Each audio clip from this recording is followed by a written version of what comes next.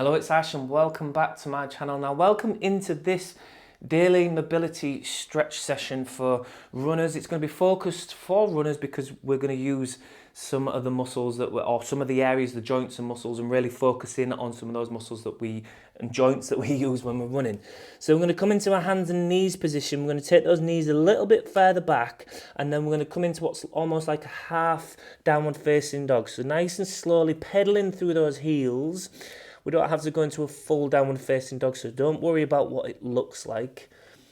So sometimes people get obsessed with what a position, what a straight shape, or what a stretch looks like.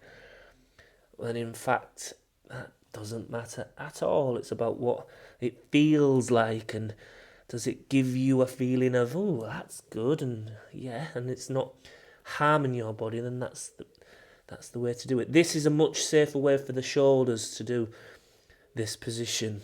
Okay, so breathe nice and easy. When we're focusing on the calves and the Achilles heel as the main focus, it's much safer to do this position. So that was quite a long explanation of why I don't want it to look like a downward facing dog. Okay, from here we're going to step the left foot to the inside of the left hand, bring the back knee down. Now, we'll want to make sure that back knee is comfortable. So you might need to get a cushion or something to soften it if you've got tender or painful knees. Okay, what we're going to do from here is working into some ankle mobility. Hands like a sprinter. We're going to lunge this front knee forwards, keeping the foot flat at all points. And we're going to rock with this. Think about pushing that knee forwards and then coming back. Knee forwards and come back. Now, if you're not feeling that in the Achilles and the calf, you can take this foot a little bit closer to the body, and then that will allow you to push your knee further forwards. Keep the foot flat at all points. If your wrists don't like it, or your fingers, you can come into a fist position like this, which is a more neutral position for the wrists. So nice and slowly, that ankle, the toes, into the knee and the hip are working. But we're really focusing on, this is dorsiflexion of the ankle, which is very important for us runners as we go through mid-stance and toe-off position. So nice and slow. From here, we're going to lift the head and chest and come into a kneeling position now, making sure that feels okay for that back knee. If we need to make it safer, let's do that. Left knee forwards, we're going to reach the right hand up into the air, and hopefully that should feel like a good stretch at the top of the right thigh into the hip flexor area. If not, you can take that back knee further back. Reach that hand up and across over to the left side slightly, and then bring it back down. So a little bit of shoulder mobility. Bring the elbows, if you're bringing the elbow down into the right hip, reach the hand up and across. Not too aggressively, 7 out of 10, bring the elbow down. One more time, up and across. This time, this right hand's going to come to the outside of that left knee. Bit of stability and balance here, which is good. It challenges your brain. Left hand back, get that rotation. Use the hand to the knee to help the twist a little bit more. Okay, from here, we're going to get a nice shoulder rotation. Left hand as if we're doing a big swimming stroke, come forwards. One more time, backwards. Nice rotation, look towards the hand at the back, and then come forwards last time. Okay, bring that hand down, bring hands in front, step that left foot back and feel the after effects. So again, if you're a desk worker, this is fantastic. So really nice upper body rotations, but also us runners, we don't really do a lot of upper body work. So it feels nice to get those rotations in. Have a little bit of a wiggle around. Okay, go hips to heels, and then come forward, step the right foot to the inside of the right hand.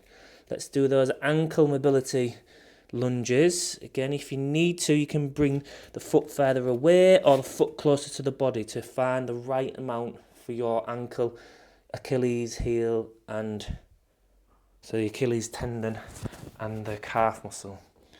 Push that knee forwards, then rock back. Keep the foot flat, don't let the heel lift at any point. Again, if you need to, you can come to a neutral position with the wrists. Nice and gentle and smooth with the movement.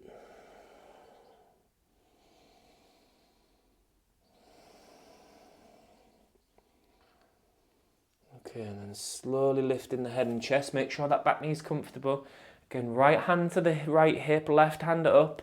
We're going to reach slightly over towards that right side. Open up the left torso area and the left hip flexor area at the top of the thigh. And then drive the elbow nice and slowly down towards the left hip. Nice, good reach. Again, find a 7 out of 10. Relax the shoulders and the jaw. Elbow comes to the hip. One more time. Reach. Okay, this left hand's going to come to the outer part of that right knee. Right hand reaches back, get the rotation. Breathe nice and slowly. Okay, this right hand's going to swim nice and slow. Rotation through the shoulder. Forwards. And then back. And then nice and slowly again forwards one more time. And then bring the hands down in front. Step that right foot backwards. Have a little bit of a move around again. We're going to work into the shins, the knees and the hips of this now. So slowly rest the hips towards the heels. If you get pain, you can just keep the hips hovering here like this. So don't push into the pain in the knees or the feet. And then from here, we're going to walk the hands towards the hips if we're able to. But again, if you're in that modified version, don't force it. Listen to your body. Don't copy mine for the sake of it. Have a little bit of a move to the left, to the right. And if at any point you need to come off the shins, you come forwards. Okay, we're going to rock now. So rock the hands a little bit, step forwards, rock forwards. And then slowly come back, hips to heels, give the shins and the tops of the feet a good squish, and then come forwards, kick the feet into the floor. And we're just rocking with this now, nice and slow and smooth. And you can feel shins, knees, hips, all working together. Smile. Again, don't push into pain. If you're pushing into pain, you're being too brutal and aggressive to your body. It should feel like you're loosening and making everything move and glide a little bit smoother. Okay, this time as we come forwards, we're going to work into the toes. Again, it can be an issue. It can be a problem area for a lot of people. So go consciously of your toe pain if you do get tenderness in the toes. Go hips towards the heels. Again, stop if you start to get tenderness or pain. Don't keep going.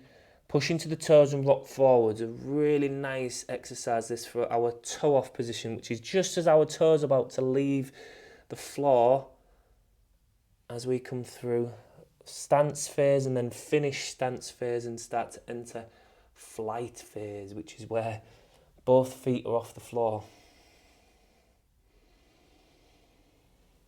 Okay, nice and slow. Again, our big toes, I said this a lot in lots of videos, but our big toes should be able to flex at least 30 degrees for healthy, supple, elastic toes. Okay, so come back into a kneeling position, have a little bit of a wiggle. We're going to go hips to heels a little bit and then step the left foot in between the gap between the foot and the knee, the hand and the knee like this, so about halfway. But point the left foot, sorry, I think I did say that. Left foot points away from the body. We're now going to lunge over towards that left side. Maybe one hand comes off the mat, one hand on, and we should start to feel that open, the inner thighs, so the groin area. Just slowly start to do some soft lunges with this. Again, not pushing further than a 7 out of 10. Be kind to your body. Think about just gradually expanding the range of your comfort zone, your range of motion. Relax the elbows, the jaw, the shoulders. Breathe. And then step that foot back in. Let's go to the other side with that. Step the right foot, point the right toes out, lunge over, again just open up this side. Just feel the difference. Does this side feel as tight or not so tight or about the same?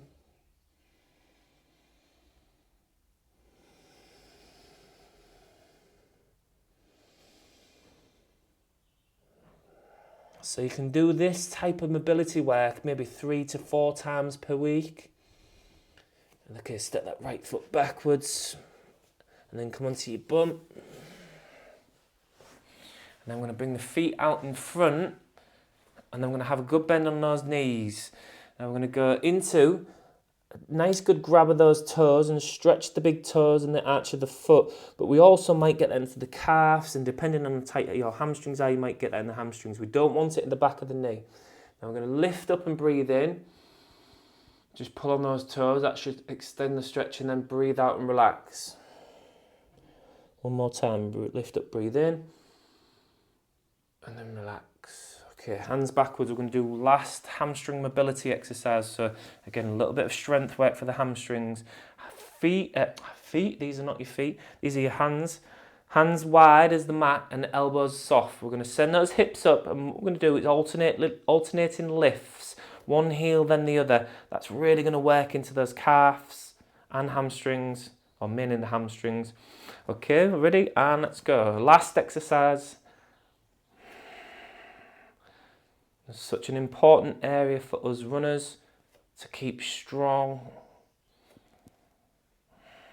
Keep breathing.